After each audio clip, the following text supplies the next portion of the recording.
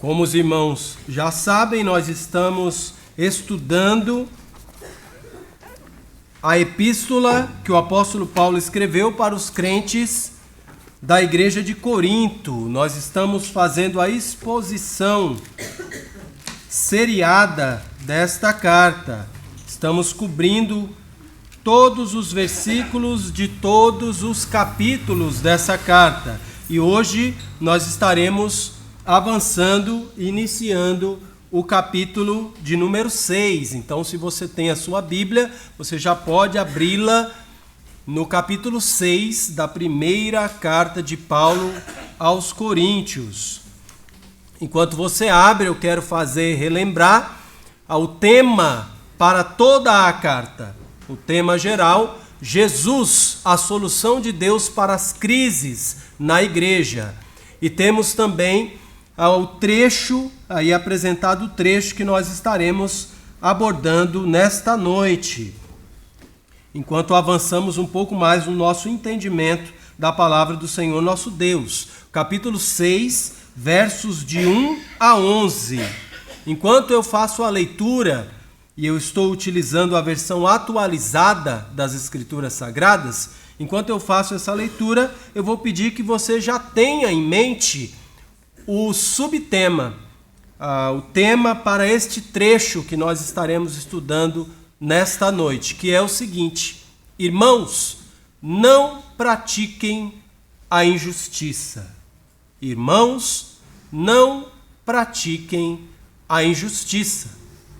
Com isso em mente, nós vamos fazer a leitura do texto. Eu vou ler, você pode apenas ouvir e acompanhar a leitura aí na sua Bíblia, a partir do verso de número 1 do capítulo 6 até o verso de número 11. Nos diz assim a palavra do Senhor nosso Deus: aventura-se algum de vós, tendo questão contra outro, a submetê-lo a juízo perante os injustos e não perante os santos?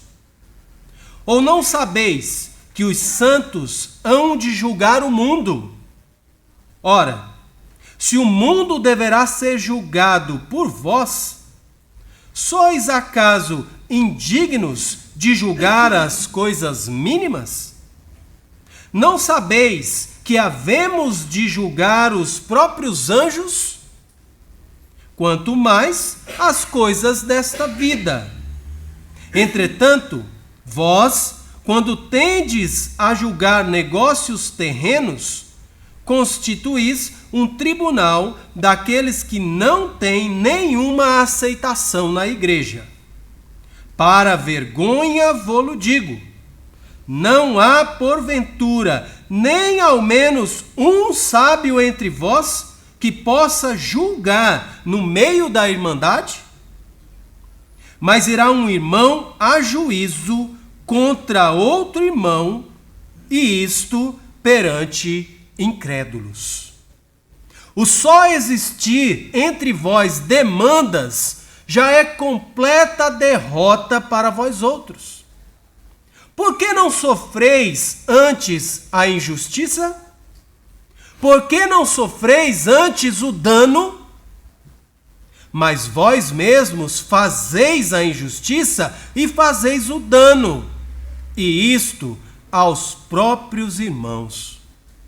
Ou não sabeis que os injustos não herdarão o reino de Deus? Não vos enganeis, nem impuros, nem idólatras, nem adúlteros, nem efeminados, nem sodomitas, nem ladrões, nem avarentos, nem bêbados, nem maldizentes, nem roubadores herdarão o reino de Deus. Tais fostes alguns de vós, mas vós vos lavastes, mas fostes santificados, mas fostes justificados em o nome do Senhor Jesus Cristo e no Espírito do nosso Deus. Amém? Vamos orar. Senhor nosso Deus, enquanto temos a Tua palavra aberta, pedimos que através da leitura e da reflexão que faremos agora, O Senhor fale aos nossos corações. O Senhor opere a tua boa vontade, Deus, a vontade é tua. E o Senhor é o Deus poderoso para realizá-la. Promove, Deus, segundo o teu querer, edificação para a tua igreja e salvação para aqueles que, porventura, ainda não conheçam a Jesus Cristo como o único Deus, Senhor e Salvador das suas vidas. Pedimos que o Senhor nos ilumine o entendimento, pois precisamos de Ti. No santo e bendito nome de Jesus oramos e agradecemos. Amém. Amém.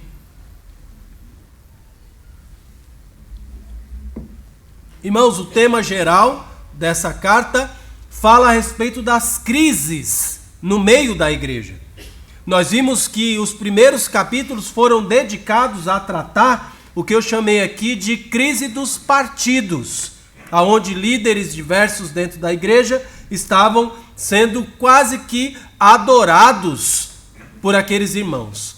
Paulo chega, apresenta a palavra de Deus, apresenta Jesus Cristo como fonte do ensino daqueles líderes e acaba com aquela ideia errada daqueles crentes a respeito de partidos no meio da igreja, mostrando que a igreja deve ser una, um entendimento, uma verdade, seguindo o mesmo Deus, numa mesma direção, que é o caminho, o Senhor Jesus Cristo.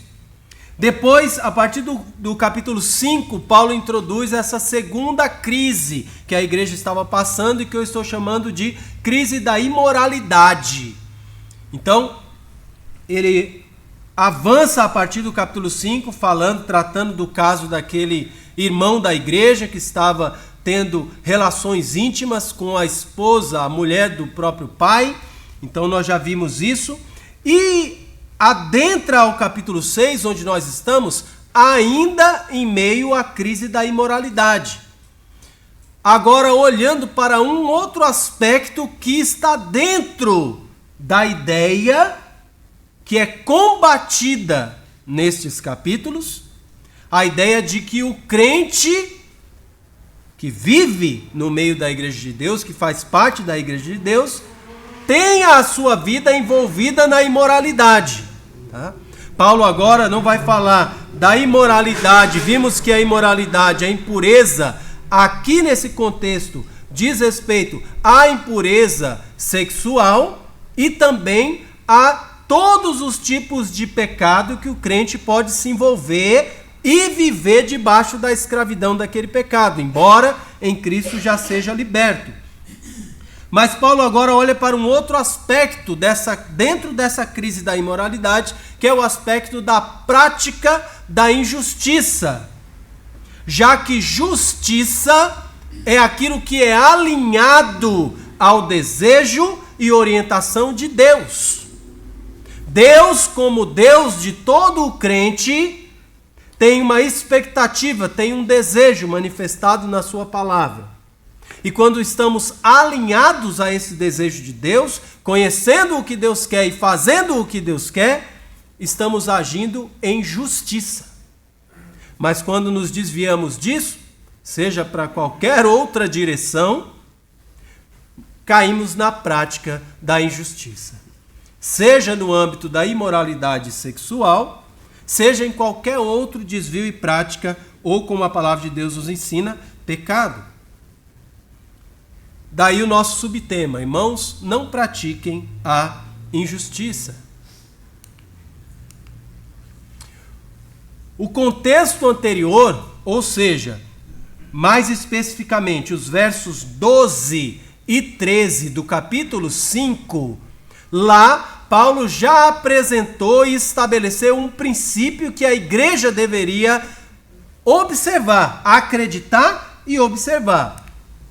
Esse seguinte princípio aí: a igreja, ou seja, os crentes, deve julgar os que são de dentro, ou seja, os crentes. Nós vimos isso na nossa última pregação no domingo passado. Versos 12 e 13 do capítulo 5 dizem o seguinte: pois com que direito haveria eu de julgar os de fora? Não julgais vós os de dentro? Verso 13: Os de fora, porém, Deus os julgará. Expulsai, pois, de entre vós o malfeitor.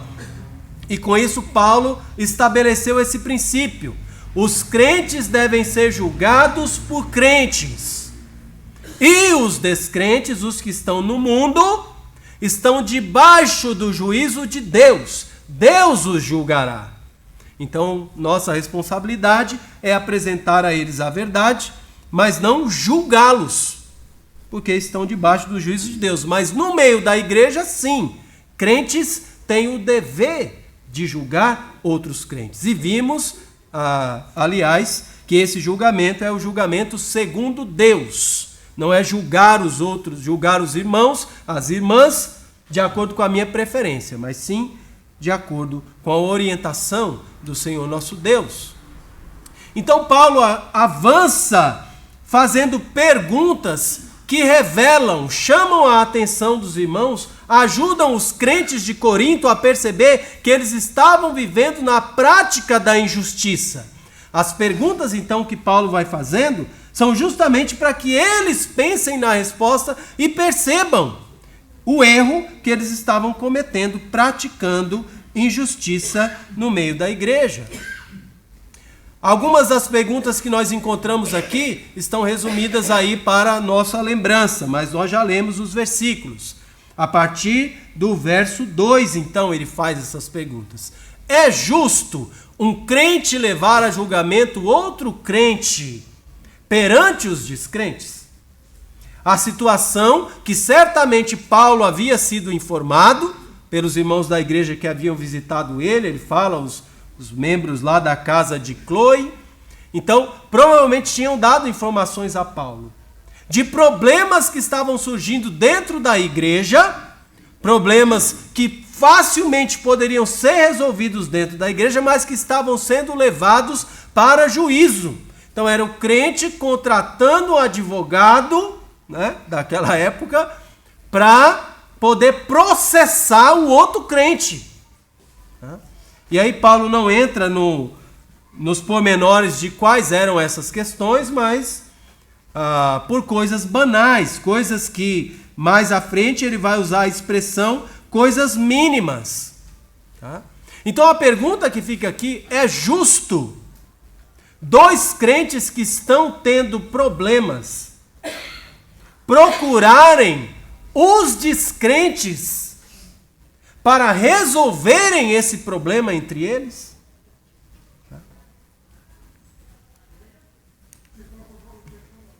É uma pergunta autoexplicativa, né? Que já se responde. Se o crente deve ser o que julga o próprio crente, evidentemente o descrente não terá nenhuma condição de, seguindo o desejo de Deus, a orientação de Deus, dar a solução agradável a Deus para o conflito entre dois crentes. Tá? Quando dois crentes estão em crise, quando dois irmãos estão brigando ou estão em desentendimento, existe solução para esse conflito? Claro! Onde está a solução de Deus para esse conflito? Aqui, ó. Aí você vai entender que quando você decide processar o seu irmão por esse desentendimento, a última coisa que o juiz vai fazer é pegar a Bíblia e falar: peraí, deixa eu ver como nós vamos resolver essa questão entre vocês. Paulo faz esse tipo de pergunta para chamar a atenção daqueles irmãos para como isso está totalmente, esse tipo de procedimento está totalmente fora do que Deus esperava para eles. Ele faz outra pergunta aí no desenvolvimento do texto: é justo quem vai julgar o mundo se declarar incapaz de julgar questões menores? Paulo agora aqui está partindo para os ensinos que ele recebeu do próprio Senhor Jesus Cristo, sabendo que no final dos tempos Jesus Cristo retornará, a igreja de Cristo estará com ele, e durante o julgamento que Cristo vai fazer daquelas pessoas que o rejeitaram, a igreja estará com Cristo. sendo capaz de julgar o mundo naquela altura, por meio do julgamento de Cristo. Não é que Cristo vai falar, né? Tá ali o irmão Neemias, né? Cristo vai falar: e aí, Neemias? E esses descrentes aqui, faça o que com eles, né? Então, longe disso. Mas Cristo vai estar exercendo o seu juízo, cobrando dos descrentes aquilo que eles não deram a Jesus, a adoração devida, não o reconheceram como Deus, não o adoraram como Deus, e a consequência disso é a condenação eterna. Jesus Cristo vai estar fazendo esse julgamento e a igreja estará com Cristo, alinhada à decisão que Cristo estabelecer, de acordo com o revelado na palavra. Então, se os crentes julgarão o mundo, é justo um crente dizer: ah, mas eu não tenho condição de julgar e resolver essas questões aqui com aquele irmão, mas aquele irmão é muito cabeça dura, aquele irmão eu já falei com ele, já expliquei, mas ele não aceita. Eu acho que isso aqui, o único jeito vai ser a gente levar isso aí na justiça, porque não tem jeito, eu estou certo, mas ele não quer reconhecer. Ele acha que está certo, mesmo sabendo que o certo sou eu. Não tem solução, não tem versículo na Bíblia que resolva isso, né? Então, irmãos, a ideia aí, será que é justo isso? Né? A gente se declarar incapaz de resolver problemas e crises que Deus já deixou o manual, a solução ideal para nós como crentes? Mais uma vez, fica evidente que não podemos dar essa desculpa diante de Deus. Eu não sei resolver essas questões, o que Deus iria querer que eu faça. Aqui é a questão de justiça, o que é justo. Precisamos entender a orientação da palavra de Deus. Uma outra pergunta que aparece discriminada aqui: é justo então que quem vai julgar questões da outra vida se abstenha de julgar questões dessa vida? Né? Ah, pastor, me chame para tudo, precisa cantar, eu canto, vai ter EBF, quiser que eu ajude, eu ajudo, ajudar lá no lanche. Agora, se for problema dos irmãos, não me chame para me envolver, eu prefiro ficar na minha, deixa aí, uma hora Deus vai resolver isso. Isso aí, o tempo cura tudo, o tempo resolve tudo. Né? Quem sou eu? Eu não sei nem falar um versículo de memória. Quem dirá falar para aquele irmão que ele precisa fazer isso ou aquilo outro da palavra de Deus? Irmãos, cuidado com essa falsa humildade, né? Que na verdade é o quê? Uma saída pela tangente, né? É uma saída daquilo que você sabe que é sua responsabilidade diante de Deus. O mundo, irmãos, não tem isso aqui, ó. Eles têm lá nas bibliotecas. Alguns têm em casa aberta assim no Salmo 90, né? Pronto. Para sair algum poder de lá e abençoar a casa deles, tá? Mas isso não acontece. Deus nos deu a palavra dele para que sejamos instrumentos de Deus na prática da justiça. E quando nós nos negamos a isso, a pergunta continua ressoando: é justo isso? Julgarmos, como o texto diz aí, até os anjos, né? Os irmãos sabem que alguns anjos incorreram em desobediência. Hoje eles estão aí espalhados aqui pelo mundo, né? Eles são nossos vizinhos, né? Eles estão aí espalhados pelo mundo, não estão no inferno, estão aí pelo mundo, são os demônios desobedientes a Deus, tentando atacar e atrapalhar a vida das pessoas, tá? Mas quem tem o Espírito de Deus em si está livre de ser possuído por esses seres espirituais do mal, mas não livre da ação deles. Eles podem fazer muita coisa aqui nesse mundo. E nós estaremos juntamente com Cristo julgando questões da outra vida. Por que não seríamos aptos para julgar questões dessa vida? Então, também não é justo pensar assim e agir dessa maneira. Não é justo. quando queremos nos abster de exercer a justiça de Deus e preferimos viver na prática da injustiça, nós estamos abrindo mão. Percebemos que é uma falta de obediência à palavra de Deus. Verso 4 aqui onde nós estamos, nos diz: entretanto, vós, quando tendes a julgar negócios terrenos, constituís um tribunal daqueles que não têm nenhuma aceitação na igreja.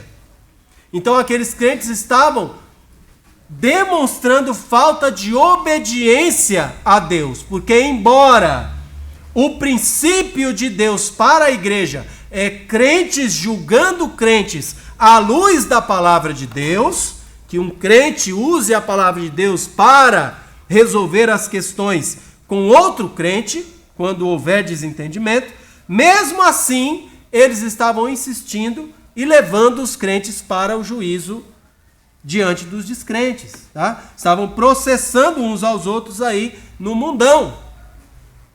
Isso era falta de obediência. Mesmo sabendo, ainda assim estão fazendo. Também demonstra falta de vergonha. Paulo fala disso quando ele apresenta aí o início do capítulo 5, ele diz: para vergonha vou-lo digo. Paulo aqui está chamando a atenção daqueles crentes, dizendo: olha, está faltando para vocês, na linguagem popular, né? Isso é uma tremenda falta de vergonha na cara. Porque vocês estão carregando o nome de Cristo. E estão levando os filhos de Deus para que os descrentes façam juízo sobre eles. E isso deve gerar na cabeça do descrente aquela ideia de que, olha aí, fala que tem um Deus, fala que tem sabedoria desse Deus, mas não consegue resolver uma questãozinha dessa daí. Coisas mínimas, como o apóstolo Paulo apresentou. Vocês deveriam sentir vergonha disso. É o que o apóstolo Paulo está falando para aqueles crentes. Então estava faltando obediência da parte dos crentes nessa questão da prática da justiça. Falta de vergonha. Estava faltando sabedoria para eles. O apóstolo Paulo fala com toda a ironia, né? Também no verso 5. Não há porventura nem ao menos um sábio entre vós que possa julgar no meio da irmandade? Irmãos, Paulo aqui está usando de ironia, porque ele está dizendo, gente sabida tem aí demais. Está todo mundo certo. Estão levando até para processar, porque tem toda a razão e sabe tudo que deve fazer. Se são tão sabidos aí, será que não tem pelo menos um que pudesse resolver essa questão no meio da igreja? Se levantar e dizer, irmão, o irmão aí está falando assim, o outro irmão está falando assim, mas olha o que Deus nos diz na palavra dele. Será que não tem um? E Paulo sabia, né, que tinha. No caso aqui não era falta de sabedoria, mas sim falta de vontade de seguir a orientação de Deus, né? Faltava essa sabedoria em termos práticos para ele. A sabedoria Deus já tinha dado através do Espírito de Deus quando eles creram e da palavra de Deus que eles podem dispor. Mas eles não estavam querendo usar essa sabedoria de Deus para resolver os conflitos no meio da igreja, e sim pedindo para os descrentes resolver, né? Irmãos, isso aqui talvez se aplica também no contexto não só de um irmão processando o outro irmão, mas pode parecer inacreditável, mas muitas vezes crentes, daqui da nossa igreja não, né? Mas em outras igrejas por aí, né? Crentes sabem de problemas que estão acontecendo dentro da igreja, e aí saem daqui da igreja e de manhã cedo vai comprar o pão, né? Aí está o vizinho na porta, que é descrente, e diz assim, poxa, lá na minha igreja, olha só, tem um irmão assim, e tem um outro irmão assim, o filho daquele irmão foi jogar bola com aquele outro, e agora um fez mais gol que o outro não, agora não se fala mais, né? E o descrente fala, é mesmo, na sua igreja? Lá na minha igreja, rapaz, é assim. Não sei como é que vai resolver isso aí, viu? Vamos ver o que o pastor vai fazer. Cena do próximo, semana que vem eu venho aqui para te contar. Você acha que tinha que fazer o quê? Né? Aí, irmãos, com certeza aquela pessoa descrente, não tem o temor de Deus, no máximo, com boa vontade, vai dizer, vai dar um conselho da própria cabeça dele. Na melhor das hipóteses, um conselho que não vai resolver de nada, não vai adiantar de nada. Na pior das hipóteses, ele vai se tornar o propagandista, né? Olha lá, quer igreja, rapaz, tem o meu vizinho lá que é crente lá, e na igreja dele lá tá pior do que aqui no nosso futebol, né? Olha como é que tá o negócio. Né? Isso vai servir não para glorificar a Deus, não para mostrar como Deus tem sabedoria infinita e resolve questões super complicadas, mas também essas questões mínimas da nossa convivência como crentes. E aí, Cristo, a igreja, você, vão virar chacota no meio dos descrentes. Paulo fala, isso é vergonhoso, isso não devia acontecer, isso é falta de obediência, falta de vergonha, falta de sabedoria, falta inclusive de amor cristão. Tá? Onde ele diz isso?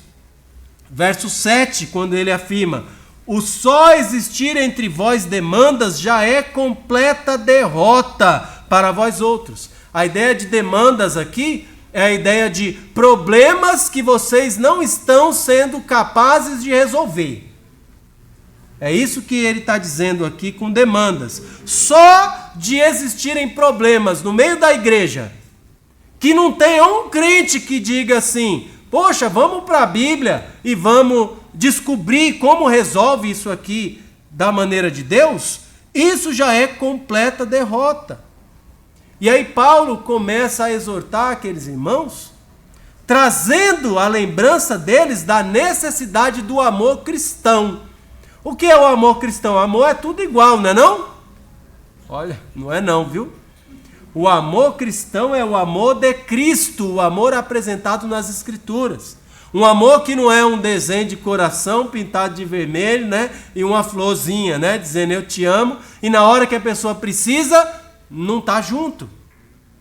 O amor cristão é o amor sacrificial. O amor que está disposto a sofrer e tomar prejuízo para o benefício do outro. Paulo diz no verso 7, por que vocês não sofrem antes a injustiça?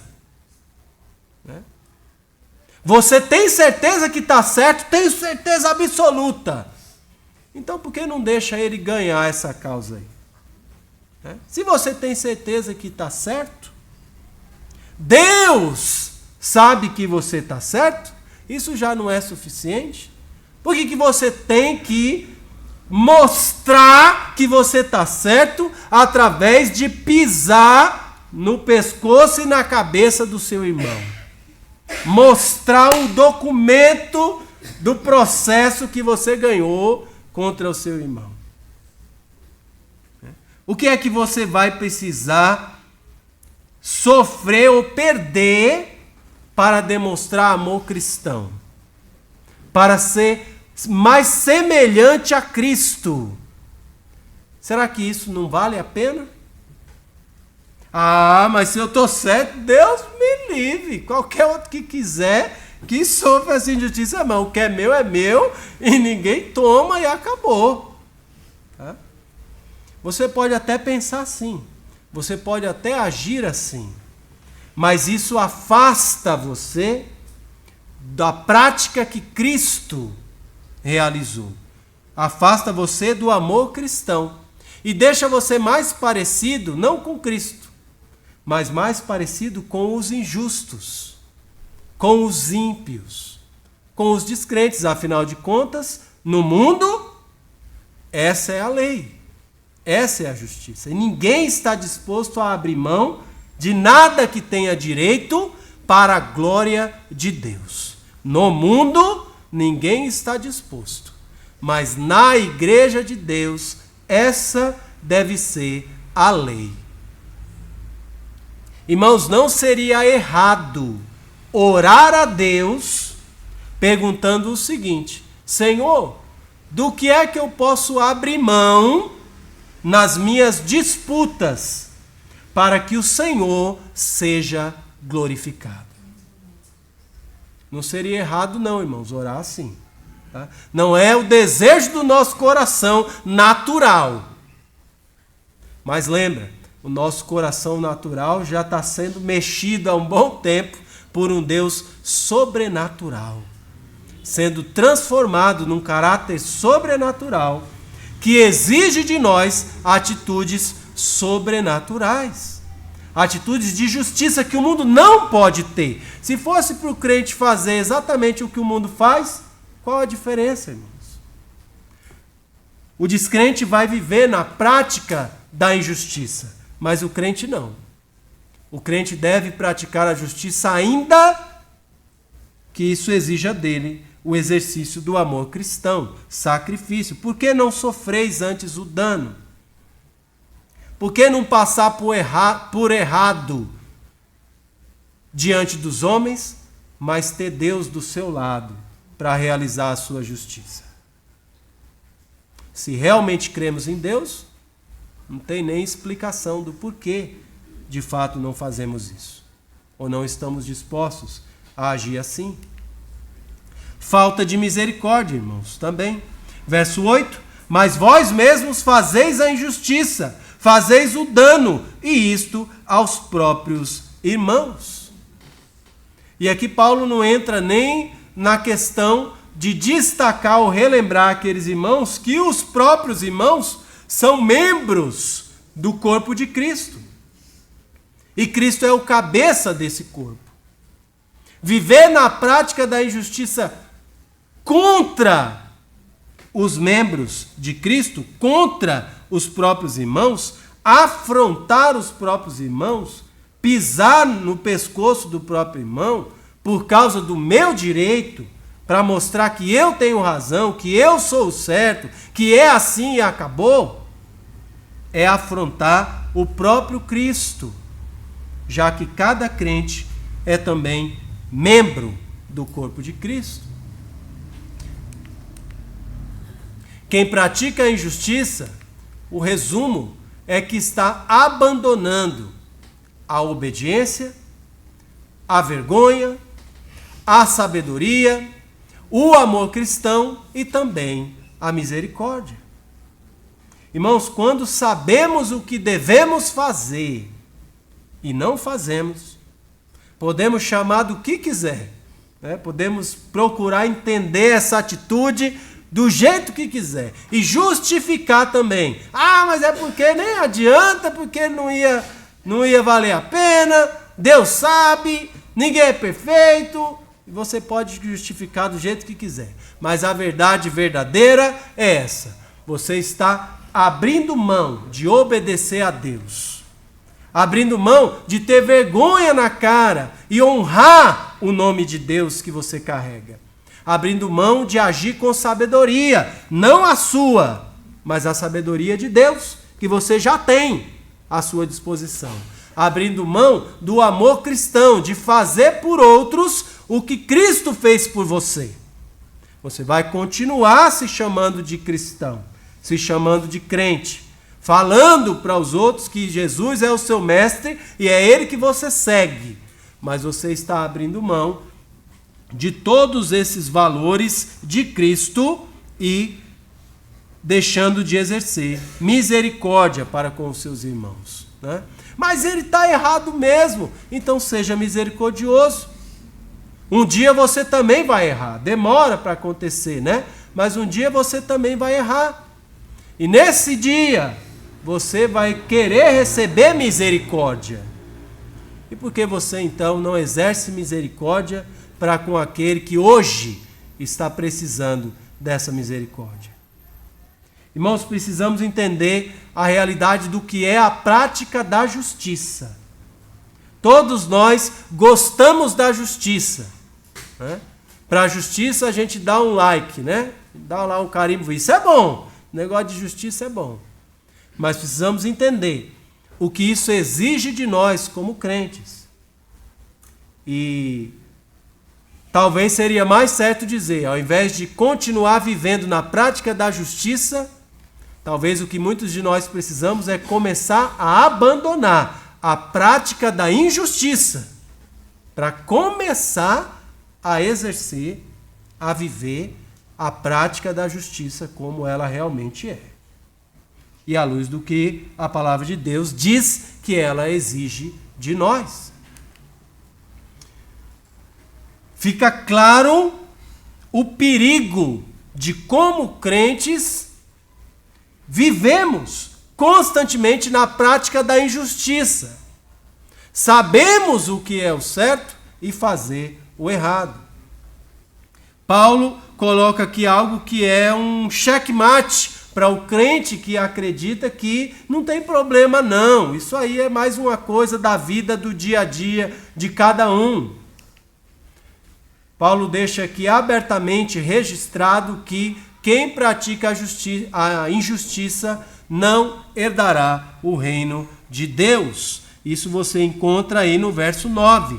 Ou não sabeis. É mais uma questão retórica, né? É claro que os crentes sabiam, os crentes lá de Corinto sabiam, e nós também sabemos.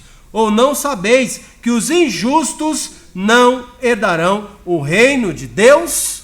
Mais uma vez, é uma pergunta que já vem no bagageiro a resposta dela. É claro que nós sabemos se o reino de Deus é o reino da injustiça ou da justiça? Da justiça? Se o reino de Deus é o reino da justiça, por que é que os praticantes contumazes da injustiça herdariam o reino de Deus? O que eles vão fazer lá? Eles não se identificam com esse reino. Eles amam a injustiça e por isso praticam a injustiça. Mas de que injustiça nós estamos falando? Nosso texto nos ajuda a pensar um pouco sobre isso. Você vai encontrar aí, já tem sido prática, né, do apóstolo Paulo. Capítulo 5, ele nos deu duas listas. Aqui no capítulo 6, verso 9, ele nos apresenta mais uma lista para nos ajudar a pensar e refletir um pouco sobre que tipo de injustiça é esse que ele está se referindo e que mantém as pessoas fora do reino de Deus. Podemos refletir dessa maneira. Ele coloca aí, né? Não vos enganeis, nem impuros. Vimos que impureza aí diz respeito à impureza sexual. Então, a pergunta que podemos fazer é: justo Deus criar o sexo puro e alguém viver na prática da impureza sexual? Será que é justo isso? Eu vivo na prática da impureza sexual porque Deus não criou nenhum tipo de relacionamento sexual puro aí, não tem opção. Mas não é esse o caso. Deus criou não só o sexo, mas a maneira como ele deve ser feito, em pureza. Então é justo que qualquer pessoa na face da terra viva na prática da impureza sexual? Se Deus criou essa prática em pureza? Não é justo. É justo Deus ser o único criador e alguém adorar outra pessoa ou outra coisa? Irmãos, nós estamos falando de adoração. Adoração é algo que é prestado somente para Deus. Por isso algumas pessoas, eu já tive colegas crentes, que às vezes a pessoa estava comentando, às vezes de uma comida, né? Falava, eu adoro sorvete de chocolate. Falava, adora não. Você gosta, né? Porque adorar é só para Deus, né? Mas não tem problema você usar a palavra adora, sorvete de chocolate, desde que você entenda que ela está sendo usada nesse sentido de gostar, tá? Mas no sentido de prestar culto, prestar reverência, tá? Esse ato de adoração é exclusividade de Deus. O pai não pode adorar o filho, a mulher não pode adorar o marido, né? E nós não podemos adorar nenhuma outra pessoa ou coisa. Se só existe um Deus, Deus Pai, Filho e Espírito Santo, como é que alguém pode adorar outra pessoa ou coisa? Isso é justo? A gente pode, isso não é muito comum, né? Nem é sempre bom fazer. Mas nesse caso, para fins didáticos, a gente pode fazer, né? Se coloca no lugar de Deus. Você é o único Deus que existe e você criou todas as pessoas do mundo. E aí essas pessoas estão adorando outra pessoa ou adorando as coisas que você criou. É justo isso? Não, não é justo. É justo Deus criar o casamento e a família e alguém adulterar? Deus trazer para um homem uma esposa, colocar ao lado dele para estar com ele até que a morte separe. Deus trazer para a mulher um marido para estar com ela. Abençoar essa união. E aquele marido ou aquela mulher trair a confiança um do outro e adulterar. Isso é justo?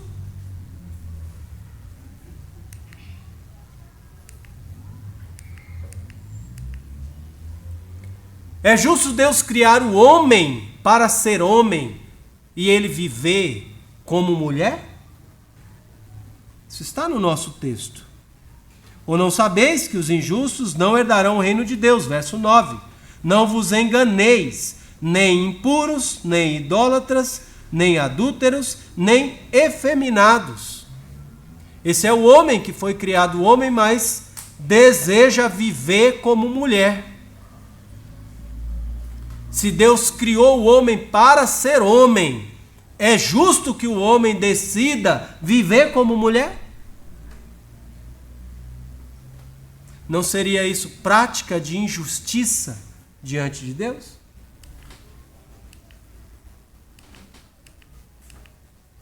É justo Deus criar a mulher para o homem e o homem viver com outro homem? Ah, mas eu estou me relacionando com outro homem porque Deus não criou mulher. Se fosse assim, né? Mas Deus criou. Criou. Deus começou criando o homem. É verdade. Né? Mas logo na sequência, Deus criou a mulher para o homem. Não é bom o homem só. O homem está sozinho, ele precisa de uma mulher. E eu vou criar. E Deus criou. Como é então que Deus cria a mulher para o homem e o homem decide viver com outro homem e acredita que isso vai ser algo natural, algo cultural, algo de um direito e preferência de outra pessoa que nós devemos respeitar, aprovar e, na opinião deles, até quem sabe experimentar também. Como instrumentos de Satanás, eles não têm qualquer problema com isso. Mas nós, como crentes em Cristo Jesus, não devemos tratar mal ninguém que faz isso. Mas a pessoa que faz isso não pode, diante da palavra de Deus, imaginar que está em um procedimento justo diante do Senhor. Porque Deus criou a mulher para o homem. E ele está em desobediência contra Deus, agindo de maneira injusta. Não é justo isso. É justo Deus amar a verdade e alguém ser trapaceiro e criminoso? Se Deus é o Deus da verdade, se Deus é o Deus da justiça, não é justo que isso aconteça assim. É justo Deus ser o maior valor e alguém amar mais o dinheiro do que Deus? Quanto dinheiro desse mundo pode dar para você o que Deus pode te dar? Não tem dinheiro no mundo que compre a paz de Cristo no nosso coração. Não tem dinheiro no mundo, né? A palavra de Deus diz, você pode ganhar o mundo inteiro, mas de que adianta isso se você perder a sua alma? Quantos milhões de dólares custa a alma de uma pessoa? Não tem. Pode imprimir dinheiro aí à vontade, encher o planeta de dinheiro que não paga. E como é que alguém, qualquer pessoa, seja ela quem for, pode amar mais o dinheiro do que um Deus dessa magnitude, desse calibre? Não seria esse um ato deliberado de injustiça contra Deus? É claro que sim. É justo Deus criar o homem sóbrio e alguém beber até perder os sentidos? Abandonar a sobriedade que Deus dá de graça? O que a gente tem que beber para ficar sóbrio? Nada, né? Já acorda sóbrio já, né? Beber água a gente bebe para ficar vivo, né? Nem para ficar sóbrio não é. Mas não precisa beber nada para ficar sóbrio. Agora, se você quiser abrir mão da sua sobriedade, perder os seus sentidos, irmãos, não precisa explicar muito, né? A tristeza que é a pessoa que se entrega à bebida e Satanás se aproveita disso para transformar a imagem e semelhança de Deus naquela triste figura que a gente pode encontrar às vezes aí caído pela rua ou cambaleando para tentar chegar em algum lugar, não sabendo nem se está indo para frente, para trás, para onde que vai e onde que chega. É justo isso? Justo com Deus? Certamente que não. É justo Deus conceder a fala a alguém e essa pessoa se entregar à fofoca e à maldição? Nosso texto fala disso. Nem ladrões, nem avarentos, verso 10, nem bêbados, nem maldizentes. Pessoas que vão usar o dom da fala que Deus deu. E nem todo mundo pode falar, né? Tem gente que nasceu e não tem condição de falar. Mas muitos que falam aproveitam disso. Abusam desse dom de Deus para fofocar e amaldiçoar as outras pessoas, né? Alguns vão amaldiçoar no sentido religioso mesmo, né? Vai lançar uma maldição para a pessoa, tá? Mas outros vão amaldiçoar não no sentido religioso. Vai amaldiçoar só falando, né? Tem 2 filhos, vai falar, nossa, você é tão bonitinho. E você, meu filho, coitado, Deus te ajude, né? Por que será? Seu irmão tão bonitinho, você nasceu assim. Né? Isso é uma maneira de amaldiçoar. Não é verdade? Infelizmente, quando nós não prestamos atenção como crentes a realidades como essas, nós estamos praticando a injustiça. Assim como o mundo pratica. Mas para o mundo, a prática da injustiça é o aquário onde ele nada. Para o crente, não. Para o crente não deve ser. Para o crente não pode ser. É justo Deus conceder bens a alguém e outro alguém se apossar desses bens à força? Tomar aquilo que é de outro por direito? Nosso texto vai dizer, nem roubadores herdarão o reino de Deus. Ah, mas ele está pegando o que é do outro porque ele não tem nada. Então, tudo bem. Deus sabe. E depois Deus vai decidir o que faz. Não, Deus não vai decidir o que faz depois, não. Deus já decidiu o que vai fazer. E está aí escrito nesse versículo. Nem roubadores herdarão o reino de Deus. Ah, mas ele tem muito. É justo? A pergunta continua. É justo Deus conceder bens a alguém, permitir que ele tenha muito, se for o caso, e outro alguém se apossar desses bens à força? É claro que não é justo. Evidente que não é justo. Que injustiça nós estamos falando aqui? Na verdade, nós estamos falando de qualquer outra injustiça à luz da palavra de Deus. A prática constante de qualquer outra injustiça, de qualquer outra coisa que você saiba que não é o desejo de Deus.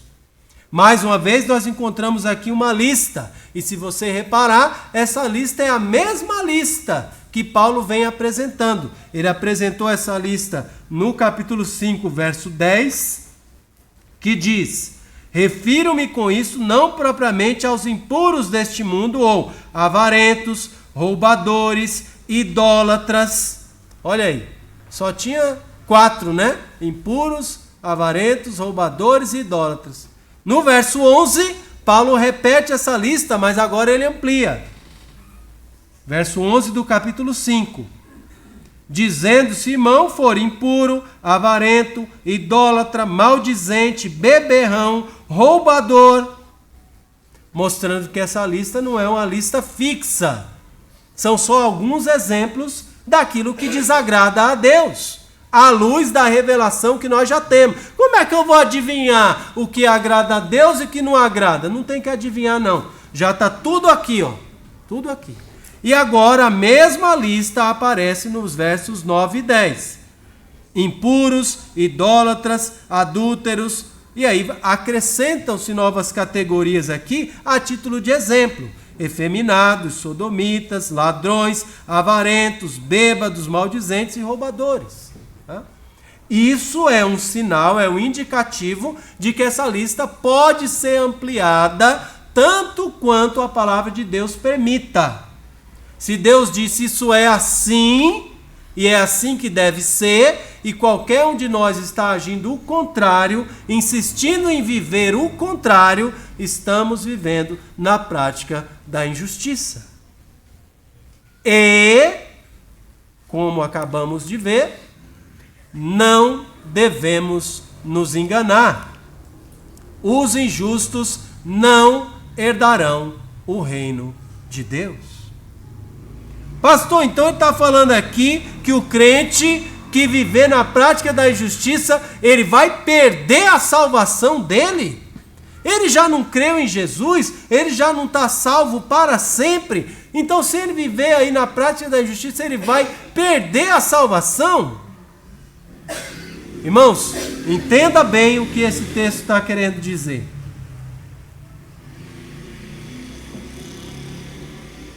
Paulo está demonstrando aqui que a prática da injustiça constante na vida de uma pessoa não é o que leva a Deus a retirar a salvação daquela pessoa. Deus nunca retira a salvação de ninguém.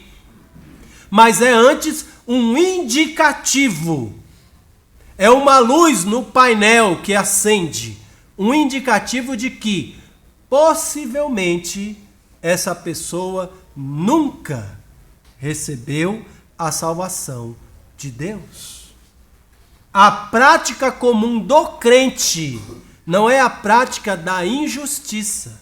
Quem vive constantemente na prática da injustiça vai descobrir, olhando para a sua própria vida, que, opa, a minha vida está me dizendo, está me provando que, embora eu diga que sou crente, que eu sou um salvo, na realidade, eu não herdarei o reino de Deus. Porque sei o que desagrada a Deus, sei que fazer isso é injustiça para com Deus, e ainda assim permaneço fazendo constantemente e sem me preocupar. Então não é que o crente vai cair na prática da injustiça e vai se acomodar ali e vai viver assim para sempre. Isso nunca acontecerá. o crente não conseguirá viver constantemente na prática da injustiça. E é só por isso que faz sentido o apóstolo Paulo estar escrevendo o que escreveu aqui. Chamar a atenção daqueles crentes, alertar aqueles crentes. Opa, vocês estão na prática da injustiça. Então, acorda para a vida, perceba que esse não é o lugar de vocês e vamos voltar para onde Deus deseja que nós estejamos. Porque se isso se estender por muito tempo, vocês mesmos vão ter condição de perceber que não são crentes verdadeiros. Mais uma vez, Paulo não está acusando os crentes de Corinto de serem descrentes. Ele está ajudando os crentes a poderem avaliar a sua própria vida e exortando, orientando o crente para viver na prática da justiça e abandonar a prática da injustiça. Então, como é que o crente tem certeza que herdará o reino de Deus se ele ainda é capaz de pecar? Ué, o crente não pode fazer injustiça, não? Um crente, vamos ver aqui, vamos ver a lista que Paulo mesmo deixou, né? Um crente não pode acabar se envolvendo numa imoralidade sexual? Um crente não pode acabar fofocando de uma pessoa?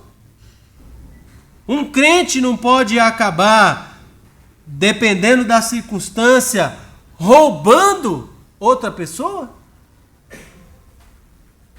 Se encontrando no momento onde o coração dele está inclinando ele para desejos, ele sendo homem para um outro homem, ou sendo mulher para uma outra mulher? Isso não pode acontecer na vida de um crente? É claro que pode. Se o crente ainda é capaz de pecar, como é que ele tem certeza que ele vai herdar o reino de Deus? O crente só tem essa certeza, irmãos, mesmo que ele ainda peque, por causa disso. Porque Jesus lavou o crente. O crente pode ainda pecar e cometer qualquer um desses pecados aqui.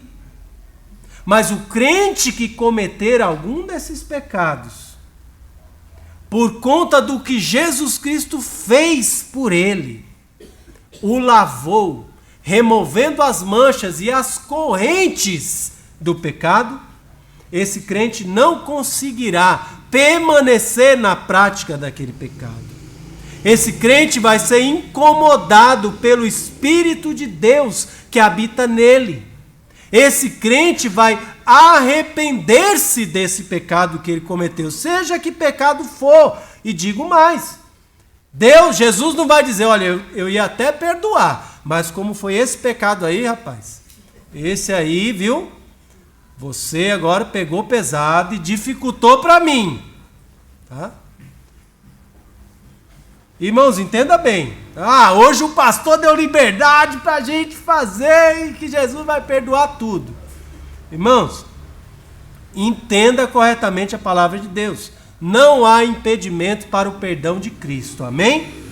Ele morreu para o cancelamento e o perdão de todos os pecados.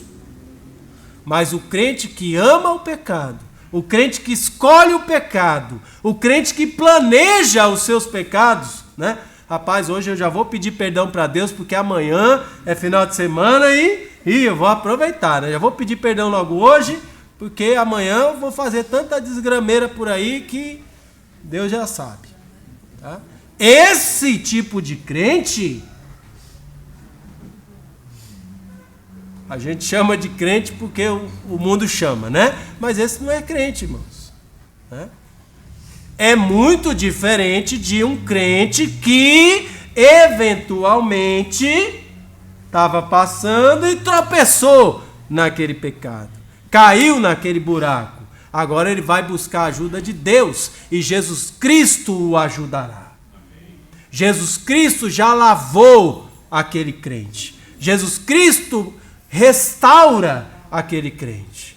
Tá? E é por isso, por causa de Jesus, que o crente tem certeza que vai herdar o reino de Deus. Não é um desejo, não é uma esperança de talvez aconteça. Certeza absoluta. Jesus já removeu tanto as manchas do pecado na vida do crente, quanto as correntes que prendiam o crente. Faziam dele escravo daquele pecado que ele não era capaz de abandonar. Hoje, todo crente em Jesus vai se envolver no pecado. Se ele se envolver, ele tem condição de sair de lá, porque Jesus o capacita. Jesus santificou o crente, nós vemos aí no verso 11. Tais fostes alguns de vós. Paulo está dizendo, eu estou falando aqui de homens que queriam viver como mulheres. E vocês, crentes de Corinto, alguns de vocês eram assim. Homens que sabiam que Deus é o Deus da justiça e roubavam outros. E alguns de vocês, crentes de Corinto, eram assim também. E ele vai dizendo, todas essas listas aí, ainda há muitos outros pecados, vocês fizeram isso, mas vós vos lavastes, mas fostes santificados. Jesus santificou o crente, transformando a maneira de viver do crente nesse mundo.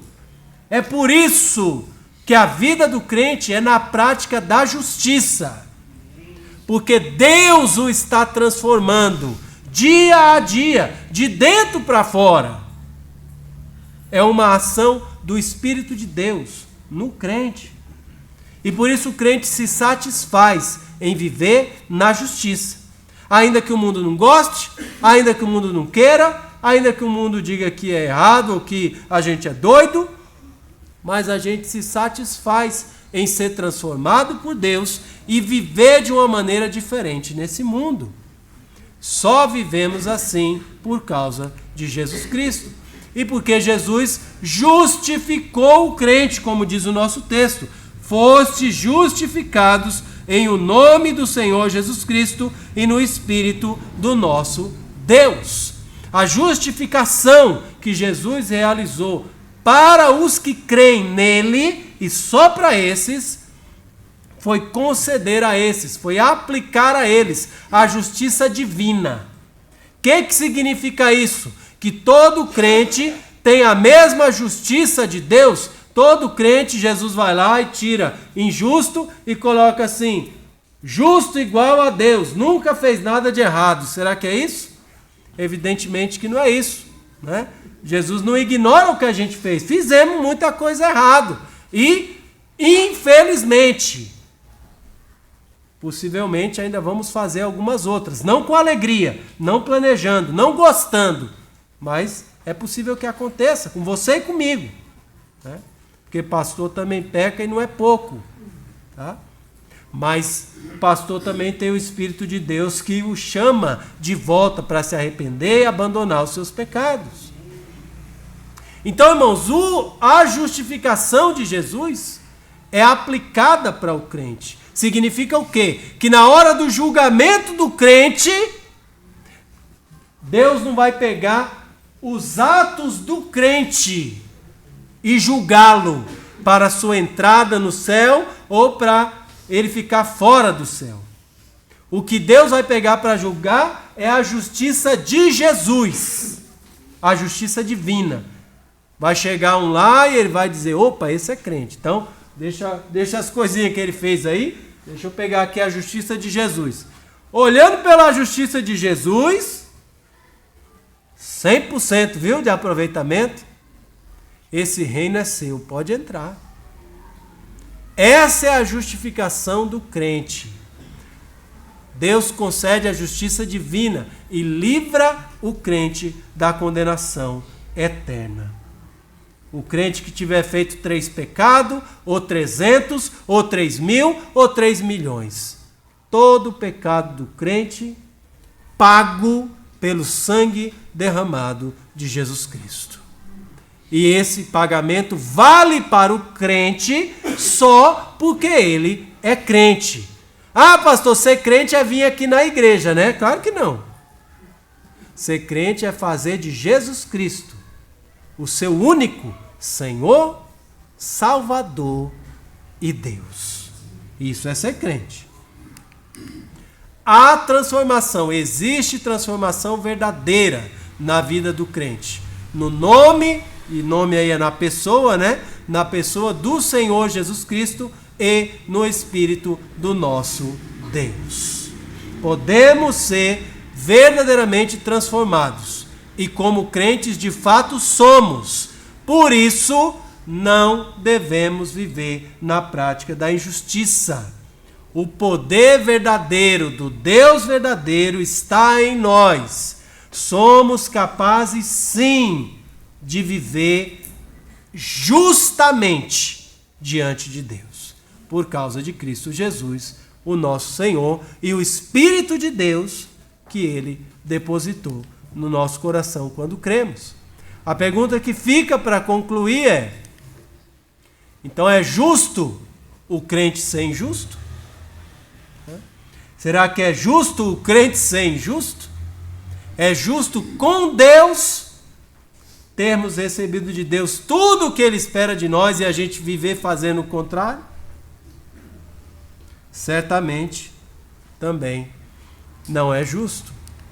Temos aqui 3 aplicações breves e com isso nós concluímos. Se você é um crente, não viva na prática da injustiça. Não viva fazendo aquilo que você sabe que Deus não quer que você faça. Essa característica da prática da injustiça é para os ímpios, é para os descrentes, é para aqueles que não têm o conhecimento de Deus. Para mim e para você que cremos em Jesus, devemos nos orientar as nossas ações, nossas atitudes, nossa palavra, nossos pensamentos, pela palavra e justiça de Deus. O que Deus diz que é justo, é o que é justo. Quer eu ache, quer eu não ache, quer eu concorde, quer não, quer o mundo diga que é ou não é, o que Deus diz que é justo, é o que é de fato justo, e é como você e eu que somos crentes devemos viver. Lembre-se disso. Peça que Deus te ajude em relação a isso. Se você não é um crente, saiba que só Jesus é capaz de transformar a sua vida. Só Jesus pode transformar uma vida da prática da injustiça numa vida que pratica a justiça. É o contrário. É transformar água em vinho. Sabe quem é que fez isso? Só um. De verdade, né? De mentira tem muita gente aí fazendo. Mas de verdade só um fez. Jesus Cristo. Esse poder é dele. Ele faz você herdar o reino de Deus se você confiar nele. Se você fizer dele o seu Deus e o seu Senhor. Está vivendo na prática da injustiça hoje? Arrependa-se da maneira como você tem vivido contra Deus. E creia que Jesus Cristo pode transformar a sua maneira de viver para uma vida justa ao lado do Senhor. Por fim, agradeça a Jesus. Se você vive na prática da justiça, Jesus Cristo, pelo Espírito de Deus, é aquele que te lavou, te santificou, te justificou. Agradeça a Jesus. E agradeça não falando, obrigado Jesus, né? Mas agradeça vivendo uma vida justa, que adora o Deus que merece adoração. É justo que o crente adore a Deus, porque Jesus merece. Não fazemos nenhum favor para Jesus quando o adoramos. Ele merece ser adorado. Viva em justiça para Jesus, como gratidão pelo que Ele fez por nós na cruz do Calvário. Amém? Vamos curvar nossas cabeças, nós vamos orar, e com essa oração nós estaremos encerrando o nosso culto desta noite. Enquanto você curva a sua cabeça, eu peço que você ore, que você converse com Deus. Converse com aquele que te criou. Converse com aquele que sabe exatamente o lugar de cada coisa, o papel, a função de cada pessoa neste mundo, inclusive você. Se você já crê em Cristo, Peça que Ele te ajude a viver a justiça que Ele viveu, que Ele ensinou, que Ele conquistou para os seus filhos e filhas que creem nele. Peça que Ele te ajude a perceber as áreas em que você tem agido injustamente, a abandoná-las e viver com integridade a vida cristã. Mas se você está aqui e vive na injustiça porque você sabe que Jesus não é o seu Deus, não é o seu Senhor. Afinal de contas, você orienta a sua vida como você bem deseja. Você faz o que prefere, o que acha correto, mas nunca procura entender o desejo e a vontade de Deus para a sua vida. Você não vive com Jesus segunda-feira, terça-feira, durante a semana, nos finais de semana, nos seus passeios, nos seus problemas e nas suas vitórias. Jesus não está presente. É muito injusto isso da sua parte. Mas se você ouviu a palavra de Deus nessa noite, e o Espírito de Deus está incomodando o seu coração, e você percebeu que é um injusto vivendo na prática da injustiça, mas não quer mais isso para a sua vida. Se você crê que Jesus tem o poder de transformar a sua vida de injustiça numa vida justa diante dele, que Jesus tem o poder de fazer você herdar o reino de Deus mesmo sendo quem você é, se você está disposto a se arrepender e se voltar para Cristo nesta noite, se você está orando assim, se você confia que Jesus está aqui ouvindo e tem poder para atender a sua oração e fazer isso na sua vida, nós queremos conhecer você. Será que tem alguém aqui orando assim? Jesus, seja a partir de hoje o meu Deus, aquele que orienta o meu viver para praticar a justiça do Senhor, para que eu viva como o Senhor deseja que eu viva. Tem alguém orando assim nessa noite? Se tem, faça um sinal, nós queremos conhecer você. Senhor Deus, muito obrigado por essa oportunidade sublime. Nos abençoa e tem misericórdia de nós, Senhor. Que possamos refletir a justiça de Deus e entender que Jesus é a solução para que a injustiça não reine no meio da igreja de Deus, mas para que, com todos os meios que recebemos da Tua Palavra, possamos viver justamente, integramente, para a honra e glória daquele que nos salvou. Nos abençoa nessa semana, nos livra dos males, Senhor, e nos ajuda a continuar buscando o Teu querer e a Tua glória. No santo nome de Jesus oramos. Amém. Que Deus nos abençoe a todos, uma ótima noite, uma boa semana. Lá embaixo terão os jovens vendendo o caldo, se você puder.